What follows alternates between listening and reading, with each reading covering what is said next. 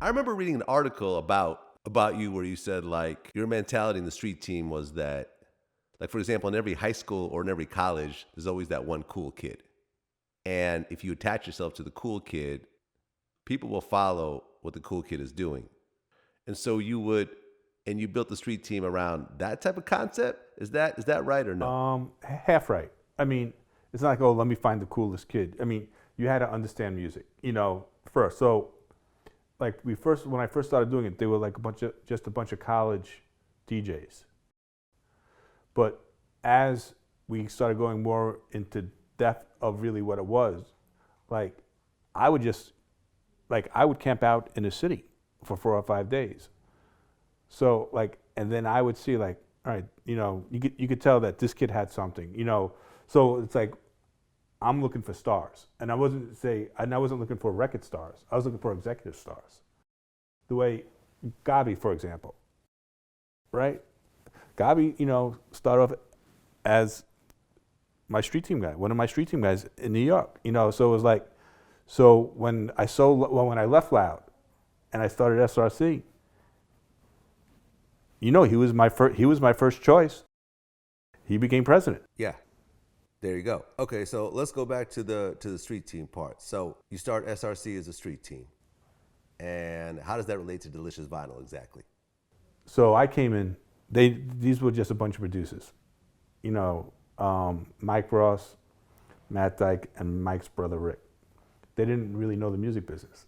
So my Rolodex at that time, was building up.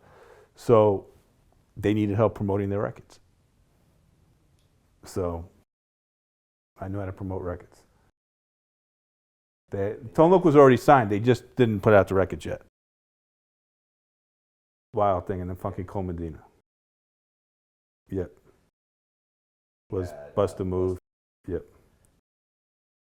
I forget the second set. Ladies or something like that. Right. So you were just basically, you had a contract with Delicious Vinyl? Yeah, they paid me like a consultant fee, and I did what I had to do to, and all my people were in place. Like a good friend of mine was the head writer for Arsenio Hall. It would have been the first record to go #1, and I had it all planned out where Tone was going to perform at Arsenio Hall, and on Wednesdays is the day that the charts would come out and saying, all right, first rapper to ever have a #1 pop record. Island pulled the plug. Yeah, Island was distributing at the time, so they were selling so many records. They said, "Why do we need to go #1?" And they pulled the plug at radio, but the fucking album I think still sold 3 million albums. Right. So now you're involved with a #1 album, yeah, and a #1 single. And I remember when these songs came out. These weren't like hip hop songs. Hip hop was still. I tell you. So the video was like a $500 video. Yeah. So Rick Krim, who's now president of Sony Music Publishing, ATV, was in the talent department at MTV, and they were just starting Yo MTV. I'm like, Rick, I'm sending you something. Put it in your new show. So he goes, this video is the best video I've ever seen. And I'm looking, I'm like, you got to be kidding me, right? He goes, no. He goes, not only are we putting it in Yo MTV, we're putting in like their Buzzbin, whatever the, like the highest thing. And then the fucking thing just took off. Yeah. Okay. So now SRC has something under their belt. Correct. They promoted multiple #1 songs because Bust a Move went to #1 too, right? Yep. So what came next? What came next is RCA called me to be in charge, as a consultant, to be in charge of all their video promotion. Yeah. No. Okay. A whole new thing. No. Never. Just. Yeah. And I had to deal with MTV. BET was based in DC.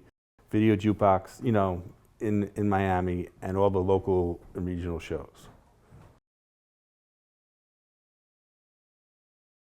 I thought it was. I'm at that time. I'm probably doing around $50 a month. Yeah. 1980. No, late 80s, 87, 88. So yeah, so 50 a month was like what, 600 a year, you know. I thought I was just fucking. I had a staff of 3. I had my assistant, and Rich wasn't even with me yet at the time. It was our third friend, Gary, who did the video promotion. And then I was like, you know what? I'm just going to run the board. So not only did we do video promotion and the street team, I'm going to start doing back college radio and mix show. And I brought in a kid by the name of Faye Duvernay. And we went from 50 a month to, you know, like $1.5 million, like this. No, not a month, you know, for the year. And every record company, I was on retainer with pretty much every record company. Yeah. Exactly. You know, I, I want to say literally from 1987 to 1999, the only 2 labels maybe was Death Row. We didn't do anything, but we did a shitload for Interscope. Puff, we didn't. Puff, I would just help as a friend, but didn't do anything. And once in a blue moon, Def Jam. But everything else, from Warner to Atlantic to Elektra to EMI to Capitol, we were on retainer.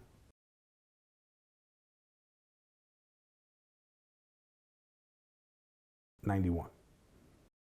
Or, you know, late '91, early '92. I didn't even want to start it.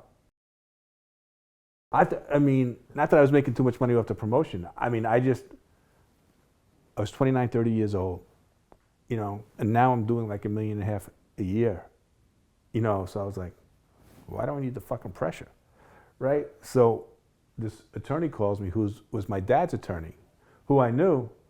He goes, I can get you a label. I'm like, I'm cool, I don't need a label. You know, so my father calls me. I'm staying at Rich's house. Rich Isaacson, right? I'm staying at my father calls me. And don't forget, there are no cell phones then or anything else like that. He goes, why don't you come to the house? I'm like, oh, fuck, what did I do now? Or what did he do, right? So he explains to me the difference between being in the service business and having an asset business. He goes, in the service business, which was SRC, you're only as good as your last contract. And yeah, so in the asset business, you're sleeping and making money by owning assets. So I got it. I'm like, all right, Dad, I'm going to do this label. So I go back into the city. I call the lawyer. I'm like, all right, get me a deal. First, it was supposed to be with Irving Azoff at Giant, and that's why we named it Loud. Giant, yeah. And Loud, you know, stood for Listeners of Urban Dialect. Listeners of Urban Dialect. Urban Dialect. So Irving couldn't do it for whatever reason, and we ended up at BMG. At Zoo Entertainment, which was a new label that they just started. Not even 3,000, yeah, but it's like a $3,000 investment. BMG. I mean, regardless of what area you're talking about, $3,000 is not enough money to start a company. So why? I mean, why? But they knew, but I had the marketing company, so they knew I already had an infrastructure. Yeah. I start Loud. First, 100%. I mean, that's how I was living. I mean, Rich Isaacson leaves his law firm in New York to move out to LA. What? Yeah. It was me, Rich, Fade, who came with the Loud name, and some interns, and the street team. Fade, couple of interns. Yep. And then I started paying the interns. So we had somebody doing video promotion. We had somebody doing the street team. We had somebody doing college radio. We had somebody doing mix show radio. Okay. And I still handled MTV and the big boys.